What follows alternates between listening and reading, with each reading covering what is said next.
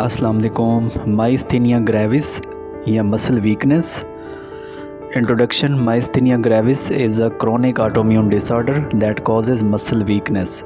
ये एक auto immune disorder है जिससे मसल वीकनेस होती है। Happens when immune system attacks the communication between nerves and muscles making it harder for muscles to work properly. ये तब होता है जब इम्यून सिस्टम नर्व्स और मसल में जो कम्युनिकेशन होता है उसको अटैक करता है। Sign and symptoms. इसकी कौन सी अलामतें हैं? Muscle weakness that worsens with activity and improves with rest. Muscle weakness जो एक्टिविटी के साथ कमज़ोर होता है और रेस्ट के दौरान बेहतर होती है। टॉसिस, ग्रुपिंग ऑफ आईलिड्स इसको कहते हैं। Difficulty swelling, speaking and breathing, सांस लेने में, निकलने में और बोलने में मुश्किल होती है। Weakness in the arms, legs. Cause इसकी क्या वजह है? एंटीबॉडीज़ ब्लॉकिंग और damaging the receptors needed for muscle weakness. ऐसी एंटीबॉडीज़ होती हैं जो रिसेप्टर्स को ब्लॉक कर देती हैं जो कि पट्टे के कंट्रैक्शन में मददगार साबित होते हैं। नॉट डायरेक्टली इनहेरिटेड और contagious but genetic factors may increase the risk. Types of myasthenia gravis कौन सी हैं? ड्रग इंड्यूस्ड, पेनिसिलामिन रिवर्सिबल है ये। Neonatal, in infants born to mother with myasthenia gravis due to placental transfer of anti-acetylcholine receptor antibodies resolve in 6 weeks. Autoimmune IgG autoantibodies directed toward the postsynaptic acetylcholine receptors. Congenital में genetic defects in acetylcholine receptors subunit morphology.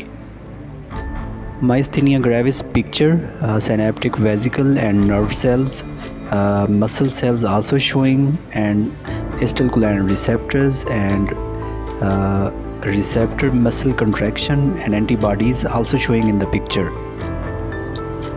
Exacerbation trigger factors, ये कौन से अवामिल हैं, कौन से एग्जर्बेशन करते हैं, risk factors हैं, ये कौन से हैं? इनमें इन्फेक्शन, स्ट्रेस, फैटीग, कैथरेटिक्स या लैक्सेटिव इसको कहते हैं, heat like sauna, hot tubs and sunbathing. Complications कौन सी हैं?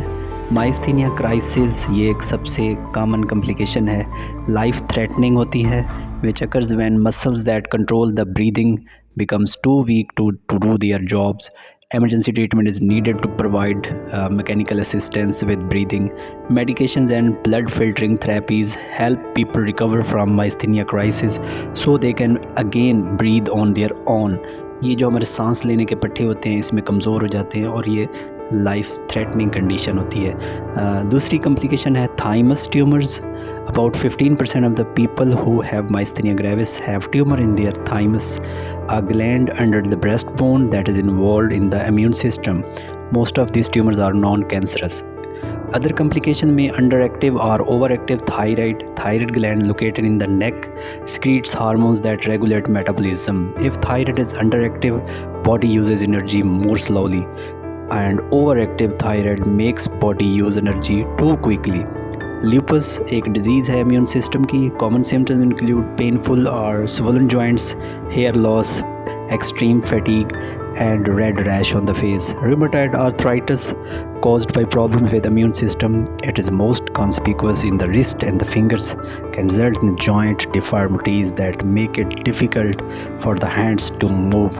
Rheumatoid arthritis is also the complication of myasthenia gravis. These are the complications. Pathophysiology, ये इसका जो प्रोसीजर है ये कैसे अमल करता है? Antibodies attack acetylcholine receptors. Antibodies attack करती हैं एसिटिलकोलाइन रिसेप्टर्स पे। Decrease number of acetylcholine receptors sites at neuromuscular junction. जो ये रिसेप्टर होते हैं इनकी जो तादाद है वो कम होना शुरू हो जाती है। Prevents neurotransmitter acetylcholine from attaching and stimulating the muscle contraction. ये एसिटिलकोलाइन रिसेप्टर्स को मसल कंट्रैक्शन करने में रोकता है, resulting in the loss of muscle strength. Diagnosis में कौन कौन से टेस्ट होते हैं? एड्रोफोनियम टेस्ट जिसको हम टेंसिलॉन टेस्ट कहते हैं, blood analysis, repetitive nerve stimulation, single fibre electromyography जिसको हम EMG कहते हैं, इमेजिंग स्कैन्स में हम CT स्कैन भी करते हैं। These are the diagnostic test. Medications और ट्रीटमेंट, इसमें हमने मेडिकेशंस कौन सी देनी है? इम्यूनोसप्रेसिव थेरेपी जिसमें प्रेडनिसोन, एजाथियोप्रिन ये कुछ दवाइयाँ यूज़ होती हैं। एसिटिलकोलिनेस्टरेज इनहिबिटर्स होते हैं, फर्स्ट लाइन ऑफ थेरेपी हैं। Neostigmine bromide, pyridostigmine, edrophonium chloride या टेंसिलॉन। सर्जरी, इसमें 2 किस्म की सर्जरी परफॉर्म होती है, thymectomy and plasmapheresis. Thymectomy is the surgical removal of thymus gland. The role of thymus gland in the myasthenia gravis is not fully understood and the thymectomy may or may not improve the patient's symptoms.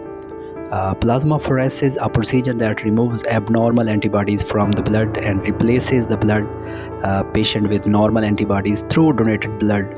Extent of problem is dependent on the severity of the condition and the presence of other problems that could affect the patient. Plasmapheresis में जो abnormal antibodies होती है patient के blood में, उसको replace कर दिया जाता है normal antibodies के साथ. This is more effective procedure, plasmapheresis. Thank you.